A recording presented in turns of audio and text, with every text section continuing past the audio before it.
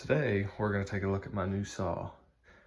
This is the STIHL MS400 CM. I wanted to make a video of it while it was new and fresh because I cannot wait to use this thing, which means it is only a matter of time until it is filthy. A little background on how I ended up with a 400 CM. About 2 months ago, I bought a 261 CM. Most amazing saw I'd had to date. I had like a Farm Boss before that and a 170, and you know, the saws everybody has at some point. That's into saws, that is. And I wanted something bigger than the 261 because the 261, as you know, is a pro saw.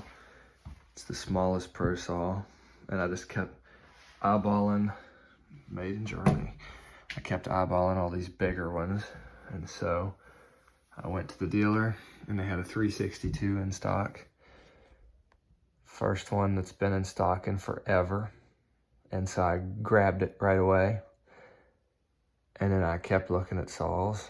I didn't know this one existed at the time. Now, obviously I do. I know a lot more about them now than what I did. But ran a 362. Heard about the 462. So this happened. I've got quite a bit of runtime on this, so there'll be a review coming too. Don't mind the 86. Everybody has an 86, it seems like. So there's mine. And there's some other Steel Goodies videos to come later on the 462 as well, but just have to get some kind of video of this one while it's new. This is a 20-inch bar. I wanted the 20-inch light bar because I had to have this shipped from one dealer to another to be able to pick it up because nowhere near us has any in stock. And I had to get a bar from what was in stock at the dealer. And so here's just the regular Rollomatic ES, which is perfectly fine with me. I'm not complaining. I've already pulled the front cover off just to take a look in at the magnesium piston. This is the world's first and only magnesium piston chainsaw. 66.8 cc's of magnesium piston, so obviously it's going to be emission approved for 67 cc's for 300 hours. It's interesting to me also that this was made in February and just now becoming available.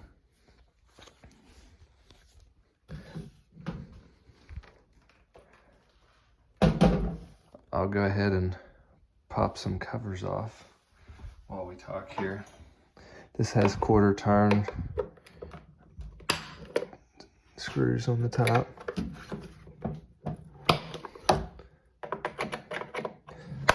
Everybody says this is a very smooth chainsaw. That is in a large part what excites me. That being that it's a new model as well. Brand new. Just brought it home earlier. For anyone curious, this, a 6-pack of oil, a gallon of bar oil, $1,003. Price is just raised about 50 bucks, so $1,050. If you wanted that same thing, just the saw is probably gonna be a few dollars over $1,000. That's without this bar cover dog spike here. That was $10 or $11, and it came in before. There's the KM94, no video on it yet either. That's the catalog that I saw the 400 in that got me started on this idea of badly wanting one. I sold my 362, in case anyone's curious as to why there's a 462 and a 171. And then of course I've got my first 170 tucked around behind the corner. Not really planning on using it. It's just going to be something more to keep. This is going to be the same bar cover as a 362 and a 261. Not the same, however, as the 462. Adjustable oiler. It's already turned all the way up. I believe this is a 7 or an 8 pin rim sprocket here, which is always good. Internal chain brake, as all steel saws are. Pop this air filter off. I always like to take a look anyways and make sure that they're seated correctly.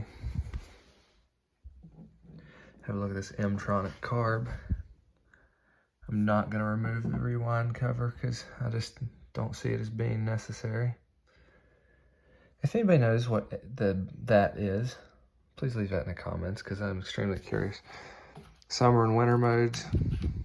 If you see the little pin here, whatever this pin falls under is what mode you're in. So this would be winter time with the hole open, letting air blow through around the carburetor to keep it from icing.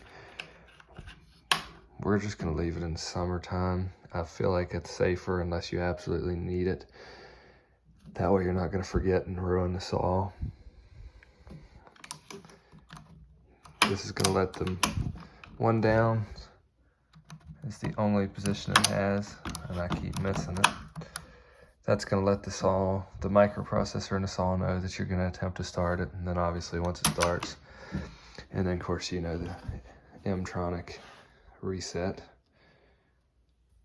if you would need to do that. This must be the same as either an earlier 400 if there was a non-M400, or it's the same as a 362 with an adjustable carb because it still has the holes, but obviously no carb adjustments being M-tronic. Let's throw the top cover on, that back on. Got some HP Ultra oil already mixed up with some non-ethanol 91 or 90. I think they want 89 as a minimum, but it's whatever I could get at the Sheetz non-ethanol pump. Let's gas it up and take it and start it. We're gonna let it idle and get started on the break-in process. And yes, I know that STIHL has already started it. However, that was a controlled environment and they obviously don't do anything to hurt their saws. So I'm gonna break it in how I always break my stuff in because I always have good luck at that. So we'll get it out and get it started up. But thanks for taking this first look with me.